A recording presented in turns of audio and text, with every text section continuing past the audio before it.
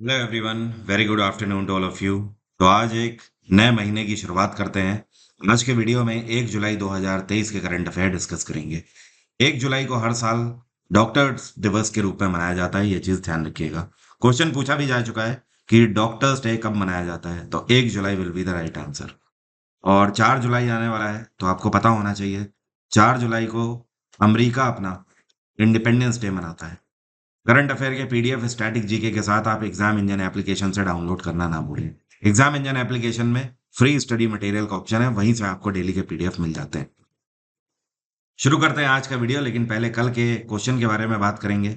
कल मैंने आपसे एक क्वेश्चन ये पूछा था कि कौन सी कंपनी है जिसको भारत सरकार के द्वारा 100 वंदे भारत ट्रेन बनाने का ऑर्डर दिया गया है। और ये इनको ऑर्डर दिया गया है स्लीपर ट्रेन बनाने का, ध्यान रखिएगा। अभी तक जो वंदे भारत ट्रेन बनाई गई हैं वो सारी कंप्लीटेड एसी ट्रेन है, लेकिन ये स्लीपर ट्रेन है। तो इसके लिए एल्स्टॉम नाम की कंपनी को कॉन्ट्रैक्ट दिया गया है। और ये जो कोचेस बनाएंगे वंदे भारत के, वो एल्युमिनियम बेस्ड बॉडी होगी पूरी उसकी। और इन्होंने कोट किया है पर वंदे भारत के लिए, मतलब पर ट्रेन ये बनाएंगे 150.9 करोड़ में, मतलब करीब करीब आप बोल सकते हो 151 करोड़ में ये एक ट्रेन बनाकर तैयार करेंगे। अब शुरू करते हैं आज के करंट अफेयर। ये कौन से राज्य के मुख्यमंत्री हैं जिनके द्वारा जगनन्ना अम्मा वोडी योजना अभी हाल ही में शुरू करी गई है? तो अम्मा वोडी योजना शुरू करी गई है आंध्र प्रदेश में वाई एस जगन रेड्डी की सरकार के द्वारा। अब इस योजना के अंतर्गत देखिए है क्या, 6,393 करोड़ की धनराशि आवंटित करी गई है। ये पैसा आंध्र प्रदेश के अंदर 43 लाख किसानों के अकाउंट में जाएगा। ठीक है। और ये किसान क्या, आप ये समझ लो कि ये पैसा बेसिकली ऐसी महिलाओं के खातों में जाएगा जो कि महिलाएं अपना घर चलाती हैं और अपने बच्चों को स्कूल भेज रही हैं। तो पूरे 1 साल के लिए 15,000 रुपए की धनराशि उनके अकाउंट में डाली जाएगी। तो हर उस महिला को जिसके ऊपर पूरे घर का दारोमदार है, 15,000 रुपए उसे दिए जाएंगे। ठीक है। 15,000 करोड़ मैंने लिख दिया यहाँ पर, 15,000 रुपए पर ईयर दिए जाएंगे। ठीक है। तो ये चीज ध्यान रखना है आपको। और ये क्लास फर्स्ट से लेकर क्लास 12th तक के स्टूडेंट्स के लिए है। मतलब अगर देखा जाए तो पूरे आंध्र प्रदेश के अंदर 80 लाख स्टूडेंट्स को इसका फायदा मिलेगा। ये लगातार चौथा वर्ष है जब आंध्र प्रदेश सरकार ने इस योजना को लॉन्च किया है। आंध्र प्रदेश में गवर्नर कौन है इस टाइम पे? यहाँ पे गवर्नर है एस अब्दुल नजीर। क्या नाम है? एस अब्दुल नजीर। तमिलनाडु में एम के स्टालिन की सरकार है। केरल में पिनाराई विजयन है मुख्यमंत्री। तेलंगाना में चंद्रशेखर राव की सरकार है। पहली बार आसियान एक मिलिट्री एक्सरसाइज कंडक्ट करने जा रहा है। तो ये साउथ चाइना सी में इसको कंडक्ट करेंगे। ये एक्सरसाइज कब कंडक्ट होने वाली है? तो इसको आसियान के द्वारा इस वर्ष सितंबर के महीने में आयोजित किया जा रहा है। आसियान की स्थापना 1967 में करी गई थी। इसका हेडक्वार्टर है इंडोनेशिया का जकार्ता। और आसियान के 10 मेंबर कंट्रीज हैं, कौन कौन से? म्यांमार हो गया, Thailand, Cambodia, Singapore, Indonesia, Malaysia, Vietnam, Laos, Philippines और ब्रूनी। तो ये वो 10 मेंबर कंट्रीज हैं जो कि इस एक्सरसाइज में हिस्सा लेंगे। और यहाँ पर ऑब्वियसली ये जो एक्सरसाइज है ये चाइना से टेंशन को लेकर है, क्योंकि जो ये चाइनीज सी कहा जाता है ना, ये चाइना के ही द्वारा उसे कहा जाता है। इस पर्टिकुलर ओशियन वाले हिस्से में आसियान के मेंबर कंट्रीज भी अपना दावा करते हैं। तो चाइना और आसियान के बीच में थोड़ा सा इसको लेकर भिड़ंत भी रहती है। तो ये जो अपने आप में मिलिट्री एक्सरसाइज है, ये चाइना के लिए सबक का भी काम करेगी कि जो आसियान मेंबर कंट्रीज हैं, ये जो पूरा समुद्री रीजन है इनके पास का, ये इसको खुद के लिए भी क्लेम करते हैं और सब एकजुट होकर ही इसे क्लेम कर रहे हैं। यूनाइटेड नेशन डेवलपमेंट प्रोग्राम में डेप्यूटी हेड के रूप में किसको अपॉइंट किया गया है? तो जो आपको पिक्चर में दिखाई दे रहे हैं, इनका नाम है जू हाउलियांग। क्या नाम है? जू हाउलियांग। और ये चाइना से बिलोंग करते हैं। इन्होंने जिनकी जगह ली है इनका नाम है उषा राव मुनारी। उषा राव मुनारी यहाँ से रिटायर हो गए हैं, ये भारतीय मूल के हैं। तो अब इनकी जगह पर आ रहे हैं जू हाउलियांग। यूनाइटेड नेशन डेवलपमेंट प्रोग्राम की स्थापना 1965 में करी गई थी। इसका हेडक्वार्टर है न्यूयॉर्क। और यूएनडीपी के इस टाइम पे एडमिनिस्ट्रेटर हैं एचिम स्टेनर। क्या नाम है? एचिम स्टेनर। ये कौन सा देश है जिसके द्वारा फॉरेन वर्कर्स के लिए डिजिटल नोबार्ड स्ट्रैटेजी अभी हाल ही में लॉन्च करी गई है? तो नोबार्ड स्ट्रैटेजी कनाडा के द्वारा लॉन्च करी गई है। अब देखिए इस योजना का मकसद क्या है। कनेडियन सरकार ये कहती है इसके तहत कि अगर आप कनाडा आते हैं, ठीक है, तो आपको कनाडा के अंदर जो टेक्नोलॉजी से रिलेटेड स्किल जॉब्स होंगी वो ऑफर करी जाएंगी, क्योंकि कनाडा के अंदर जो स्किल्स जॉब है टेक्नोलॉजी को लेकर, उसके जो एक तरीके से आप बोल सकते हो एक्सपर्ट्स, उनमें बहुत कमी देखी गई है। कनाडा के अंदर इस तरीके के टैक्स सेवी लोग नहीं हैं बहुत ज़्यादा। तो इस वजह से इनकी सरकार ये चाहती है कि दुनिया भर से जो लोग भी आते हैं, अगर आप टैक्स सेवी हैं, अगर आप कंप्यूटर प्रोफेशनल हैं, तो आपको यहाँ पर टेम्परेरी बेसिस पर काम दिया जाएगा और प्राथमिकता आपको ही दी जाएगी। शुरुआती तौर पर आपको 6 महीने का रहने का वहाँ पर वीज़ा मिलेगा। अगर आपका काम उन्हें अच्छा लगता है तो आपका वीज़ा बढ़ा भी दिया जाएगा, इसमें कोई दो राय नहीं है। तो ये है डिजिटल नोमाड स्ट्रेटजी, जिसको कैनेडियन सरकार के द्वारा लॉन्च किया गया है। कनाडा की कैपिटल है ओटावा। कनाडा में प्राइम मिनिस्टर है जस्टिन ट्रूडेau। क्या नाम है? जस्टिन ट्रूडेau। रशिया की कैपिटल है मॉस्को। और अमेरिका की कैपिटल वॉशिंगटन। ऑस्ट्रेलिया की कैपिटल कैनबरा। ऑस्ट्रेलिया के प्रधानमंत्री कौन है? ये अभी कुछ टाइम पहले ही अपॉइंट किए गए थे, एंथनी एल्बनीज। क्या नाम है? Anthony Albanese. अमेरिका में जे बिडेन की सरकार है और रशिया में व्लादिमीर पुतिन की सरकार है। अभी नेशनल रिसर्च फाउंडेशन बिल 2023 के लिए भारत सरकार के द्वारा कितनी धनराशि आवंटित करी गई है? तो इस बिल के लिए 50,000 करोड़ की धनराशि भारत सरकार ने आवंटित करी है। अब इसका मेन उद्देश्य क्या है? What is national research foundation bill? तो इसके अंतर्गत आप ये समझ लो, ये जो पैसा है इसको अगले 5 सालों के लिए आवंटित किया गया है। अगले 5 सालों तक मेक इन इंडिया प्रोजेक्ट के अंतर्गत भारत के ही अंदर रिसर्च एंड डेवलपमेंट जितनी भी करी जाएगी, उन सब में ये पैसा खर्च किया जाएगा। और ये केवल एक क्षेत्र में ही नहीं है। फिनिक्स टेक्नोलॉजी में जो भी रिसर्च एंड डेवलपमेंट करी जाएगी, मेडिकल क्षेत्र में जो भी रिसर्च एंड डेवलपमेंट करी जाएगी, वैक्सीनेशन के क्षेत्र में जो भी करी जाएगी, ये सारे क्षेत्रों में ओवरऑल जो रिसर्च एंड डेवलपमेंट है, वो सब इस बिल के अंतर्गत कवर हो। अभी भारत सरकार ने जो गन्ने के किसान हैं, उनके लिए रिन्यूमरेटेड प्राइस कितना रखा हुआ है? मतलब कहने का ये है कि इतने में भारत सरकार इस बार गन्ने के किसानों से उनका गन्ना परचेज करेगी। तो भारत सरकार ने इसके लिए अमाउंट दिया है 315 रुपए पर कुंटल। मतलब अगर आप गन्ने के किसान हैं, आपने गन्ना उगाया, तो इस वर्ष आप सरकार को अपना गन्ना बेच सकते हो 315 रुपए पर कुंटल के हिसाब से। मतलब प्रति 100 किलो में सरकार आपको 315 रुपए गन्ने का पे करेगी। आपको ये सुनने में हो सकता है कम लग रहा हो, लेकिन ये आज तक के शुगर केन फार्मर्स के लिए जो रिन्यूमरेटिव प्राइस है, उनमें से हाईएस्ट प्राइस है ये। इससे पहले कभी भी इतना पैसा किसानों को नहीं दिया गया है। 2020 के बजट में भारत सरकार ने अनाउंस किया था कि किसानों की इनकम को डबल करना है, और जो इन्होंने उस टाइम पे प्रॉमिस किया था उसके अंतर्गत ही इसको बढ़ाकर लॉन्च किया गया है। अब आपको सुनने में लग सकता है 100 किलो, लेकिन नॉर्मली एक जो गन्ने का वजन होता है, वो वजन ही 5 किलो से 6 किलो होता है। मतलब आप ऐसे समझ लो कि बहुत ज्यादा गन्ने होते नहीं है, और वो कम गन्नों में ही 100 कुंटल हो जाता है। अगर आप एक ट्रॉली भर दो तो उसमें कई सारा कुंटल हो जाता है, आप ऐसे समझ लो। ये कौन सा देश है जिसने वर्ल्ड इकोनॉमिक फोरम की एनर्जी ट्रांजिशन इंडेक्स 2023 में टॉप किया है? तो इस बार वर्ल्ड इकोनॉमिक फोरम के द्वारा दुनिया भर के देशों को लेकर एनर्जी ट्रांजिशन इंडेक्स जारी किया गया, और इसमें 120 देशों को शामिल किया गया है। टॉप करने वाला देश है स्वीडन, नंबर 1 पे रहा।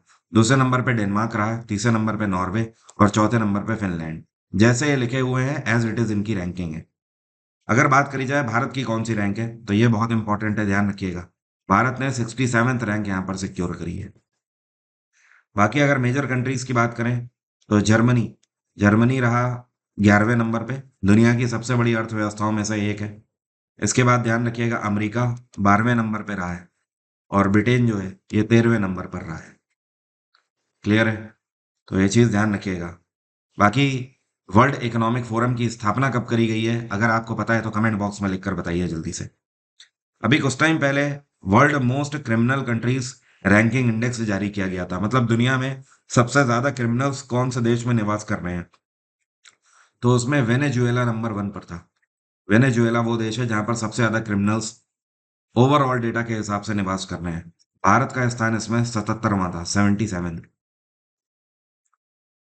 आपको पता है हर वर्ष कार्नेजिक कॉर्पोरेशन ऑफ न्यूयॉर्क के द्वारा दुनिया भर के जो ग्रेट इमिग्रेंट्स हैं, उनकी एक सूची तैयार करी जाती है और उनको सम्मानित किया जाता है। मतलब कहने का ये है, आप ऐसा समझ लो, अमेरिका के अंदर न्यूयॉर्क में ये कॉरपोरेशन का एक इवेंट होता है हर वर्ष, और इसमें दुनिया भर के उन लोगों की सूची तैयार करी जाती है जिन्होंने अमेरिका को मजबूती प्रदान करने में काम किया है। तो ऐसे महान अप्रवासियों की लिस्ट जारी करी जाती है। इसमें इस बार इकलौते भारतीय अजय बंगा हैं। कौन है अजय बंगा? अजय बंगा वर्ल्ड बैंक के प्रेसिडेंट हैं। अजय बंगा इससे पहले भी अमेरिका के लिए कई दशक से काम करते आए हुए हैं। वहां पर ही इनके पास नागरिकता भी है। तो इस वर्ष 4 जुलाई को इनको सम्मानित किया जाएगा। टोटल अगर देखा जाए तो दुनिया भर के 33 देशों से 35 लोगों को इस बार सम्मानित किया जाएगा अमेरिकी सरकार के द्वारा, जिनमें से एक अजय बंगा भी है। और 4 जुलाई को ही हर साल ये इवेंट आयोजित किया जाता है, क्योंकि 4 जुलाई को हर वर्ष अमेरिका का इंडिपेंडेंस डे मनाया जाता है, इनका स्वतंत्रता दिवस। तो अगले 3 दिन के बाद अमेरिका का स्वतंत्रता दिवस है। बाकी वर्ल्ड बैंक की अगर बात करें तो वर्ल्ड बैंक की स्थापना 1944 में करी गई थी। हेडक्वार्टर है इसका वॉशिंगटन डीसी। एडीबी 1966 और आईएमएफ की स्थापना 1945 में करी गई है। फेडरल बैंक में पार्ट टाइम चेयरपर्सन के रूप में किसको नियुक्त किया गया है? तो जो आपको पिक्चर में दिख रहे हैं, ये है एपी होता, अभय प्रसाद होता। ये बने हैं फेडरल बैंक के पार्ट टाइम चेयरपर्सन। इनका जो कार्यकाल है ये 29 जून से शुरू हो चुका है, अभी 2 दिन पहले ही। और इनका कार्यकाल रहेगा 14 जनवरी 2026 तक ये अपने पद पर रहेंगे।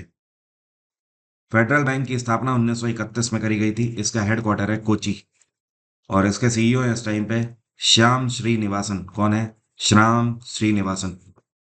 बाकी एक चीज ध्यान रखिएगा, ये जो होता है इनको 27 साल का बैंकिंग क्षेत्र में एक्सपीरियंस है।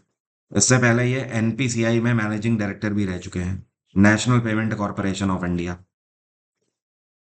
ये कौन सी इंश्योरेंस कंपनी है जिसके द्वारा भारत में पहली बार ऐसा पेमेंट प्रीमियम फीचर लॉन्च किया गया है जिसको आप व्हाट्सएप और यूपीआई के थ्रू भी पे कर सकते हो? मतलब कहने का कि अगर आप पॉलिसी कराते हो तो आपको हर महीने जो प्रीमियम पे करना होता है ना, वो अभी तक आपको डायरेक्टली अकाउंट में ट्रांसफर करके करना होता था, लेकिन अब आप व्हाट्सएप और यूपीआई के थ्रू भी पे कर सकते हो। तो ये कंपनी है टाटा एआईए। टाटा एआईए भारत की पहली ऐसी कंपनी बन गई है जिसने आपके लिए प्रीमियम को पे करना आसान कर दिया है। टाटा एआईए की स्थापना साल 2001 में करी गई थी। इसका हेडक्वार्टर है मुंबई और इसके सीईओ है नवीन तहलयानी। क्या नाम है? नवीन तहलयानी। अमेरिका ब्रिटेन में यहाँ पर इस टाइम पे ऋषि सुनक की सरकार है। ऋषि सुनक प्रधानमंत्री हैं। इनके द्वारा किसको अभी हाल ही में यूके के पॉइंट ऑफ लाइट अवार्ड से सम्मानित किया गया है? तो इस अवार्ड से जिनको सम्मानित किया गया है, जो आपको पिक्चर में दिख रहे हैं, इनका नाम है राजिंदर सिंह दत्त। और राजिंदर सिंह दत्त कौन है? ये वर्ल्ड वॉर सेकेंड में ब्रिटिश आर्मी की तरफ से इन्होंने हिस्सा लिया था और उस टाइम पर इनकी सेवाओं को देखते हुए इनको ब्रिटिश आर्मी में प्रमोशन मिला था और ये हवलदार मेजर बनाए गए थे, जिसको सार्जेंट मेजर के नाम से जाना जाता था इस पोस्ट को। इनको मेडल्स भी मिले उस टाइम पे वर्ल्ड वॉर सेकेंड के बाद। तो कहने का मतलब ये है कि एक ऐसे भारतीय जिन्होंने ब्रिटेन के लिए उत्कृष्ट कार्य किया हुआ है और ब्रिटेन की विक्ट्रीज में इनका काफी हाथ रहा है, जिसकी वजह से इनको पॉइंट ऑफ लाइट अवार्ड से अब सम्मानित किया गया है। अभी हाल ही में जियोग्राफिकल इंडिकेशन रजिस्ट्री के द्वारा चेन्नई में उत्तर प्रदेश को कितने जीआई टैग्स दिए गए हैं? तो उत्तर प्रदेश को एक साथ 7 जीआई टैग दिए गए हैं। ये 7 टैग कौन कौन से उत्तर प्रदेश की झोली पे आए हैं? तो पहला तो आप ये समझ लो, उत्तर प्रदेश का जो संबल डिस्ट्रिक्ट है, यहाँ पर हॉर्न क्राफ्ट। तो फर्स्ट हो गया, यहाँ पर मैं लिखता जाता हूँ, फर्स्ट हो गया संबल। संबल में हॉर्न क्राफ्ट को दिया गया है। अब हॉर्न क्राफ्ट होता क्या है? देखो, सजावट के सामान बनाए जाते हैं। जब पशु मर जाते हैं ना, तो जो जानवर मर जाते हैं उनकी सींगों से ये सामान बनाए जाते हैं। इसके अलावा दूसरा हो गया अमरोहा डिस्ट्रिक्ट का, अमरोहा हो गया दूसरा।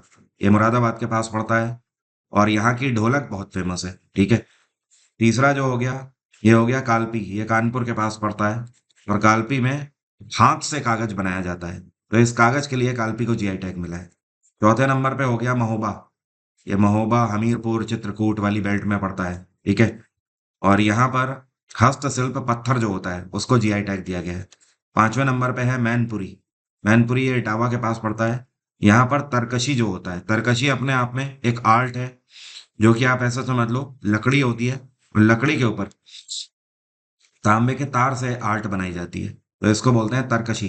ठीक है, क्योंकि तार कस के बनाई जाती है इस वजह से तरकशी बोलते हैं। तो मैनपुरी हो गया। 6वें नंबर पे हो गया बाराबंकी, ये लखनऊ के पास पड़ता है। यहाँ के जो हैंडलूम प्रोडक्ट हैं ये बहुत फेमस है। और 7वें नंबर पे हो गया बागपत। बागपत के होम फर्निशिंग आइटम काफी फेमस है। तो सबकी लिस्ट मैंने पीडीएफ में दी हुई है, पीडीएफ जब आप डाउनलोड करेंगे तो आपको वहां पर सारी चीजें मिल जाएंगी। और एक चीज यहाँ पर और ध्यान रखिएगा, उत्तर प्रदेश के पास अभी तक कितने जीआई टैग हो गए हैं? 52 जीआई टैग हो गए हैं, जो कि अपने आप में सबसे ज्यादा हैं ऑलमोस्ट पूरे भारत में। और पूरे भारत में इस टाइम पर हमारे पास कितने जीआई टैग हैं? 465 जीआई टैग हैं इंडिया के पास। अभी एशियन कबड्डी चैंपियनशिप 2023 का समापन हुआ है और इसमें फाइनल में भारत ने किसको हरा दिया? तो भारत ने ईरान को हराकर एशियन कबड्डी चैंपियनशिप 2023 अपने नाम कर ली है। और 42-32 से यहाँ पर ईरान को हराया है भारत ने। और इस बार एशियन कबड्डी चैंपियनशिप का आयोजन कोरिया के अंदर बुशान में किया गया। आपको ये चीज ध्यान रखनी है, आज तक का ये कबड्डी चैंपियनशिप का 9वां खिताब था और 9वें खिताब में से भारत कितने बार जीता है? तो भारत का ये 8वां खिताब था। मतलब आप ये समझ लो आज तक एशियन कबड्डी चैंपियनशिप 9 बार हुई है, जिनमें से 8 बार भारत ने इसको जीता है। और इसके अलावा इस बार जो 2023 में एशियन गेम्स होने जा रहे हैं, ये कहाँ पर होंगे? तो एशियन गेम्स 23 सितंबर को शुरू हो रहे हैं और ये 8 अक्टूबर तक चलेंगे। और ये इस बार चाइना के हैंगजू में हो रहे हैं। कहाँ पर? हैंगजू में। अब मेरा आज का सवाल आपसे काफी इंटरेस्टिंग है। आप में से कितने लोग बता सकते हैं अल मजलिस, अल वतनी, अल इत्तेहाद, तो ये कौन से देश की पार्लियामेंट का नाम है? कमेंट बॉक्स में जल्दी से लिखकर बताइए। और केवल एक दिन बचा हुआ है, 24 घंटे बचे हुए हैं इस ऑफर के, उसके बाद ये 40% का जो ऑफर चल रहा है वो नहीं रहेगा। तो एमटीएस का जो बैच है वो आप अवेल कर सकते हो एग्जाम इंजन से सबसे कम फी में। तो ये जितने भी प्राइस लिखे हुए हैं इनमें भी 40% लेस हो जाएगा। तो आप आराम से इंडिविजुअल बैच भी ले सकते हो, जीएस जीके का, रीजनिंग मैथ्स हो गया, इंग्लिश हो गया, या फिर आप कंबाइंड बैच भी ले सकते हो जिसमें सब कुछ कवर है। इस बैच में साथ में आपको बहुत सारी चीजें मैं दे रहा हूँ, जैसे कि रेडी स्टडी मटेरियल है, आपको किसी भी टीचर की ज़रूरत नहीं है। एक ही बार में मेरे द्वारा रिकॉर्ड किए हुए सारे लेक्चर्स हैं, उन सभी लेक्चर्स को आप एक ही बार में देख लीजिए, आपके एग्जाम में आपको कोई दिक्कत नहीं मिलने वाली है। कंप्यूटर की क्लासेस यहाँ पर 10 मैं आपको बिल्कुल फ्री में दे रहा हूँ, जिसमें मैंने ऑलमोस्ट सारे टॉपिक कवर किए हुए हैं। पीवाईक्यू क्लासेस मैं आपको 19 दे रहा हूँ यहाँ पर, जिसमें मैंने पिछले 4 साल के एमसीक्यूज कवर कराए हुए हैं। स्टैटिक जीके की हिंदी इंग्लिश में मैगजीन फ्री है, साइंस की मैगजीन भी हिंदी इंग्लिश में फ्री है, और करंट अफेयर की मैगजीन भी फ्री है, जो कि स्पेशली बनाई है मैंने 1 जनवरी से लेकर 30 जून तक की। इससे बाहर करंट अफेयर भी नहीं जाएगा। तो यह ऑफर केवल कल रात तक ही है, 2 तारीख के रात 11:59 तक ही है। उसके बाद से हम ऑफर हटा लेंगे, फिर आपको इसी रेट पर ही ये पर्टिकुलर बैचेस मिलेंगे। एग्जाम इंजन में आप स्टैटिक जीके की डायरेक्ट मैगजीन भी ले सकते हैं, एसटी का रिकॉर्डेड बैच, पॉलिटी का रिकॉर्डेड बैच, और फुल मेरा जो जीएस जीके का लाइव बैच चल रहा है इसको भी अवेल कर सकते हैं, जो कि फाउंडेशन बैच कहलाता है। इसके बाहर तो फिर कुछ होता ही नहीं है। आज की बात यहीं तक रहेगी। Thank you so much, have a nice day, take care, bye bye, आपका दिन मंगलमय हो।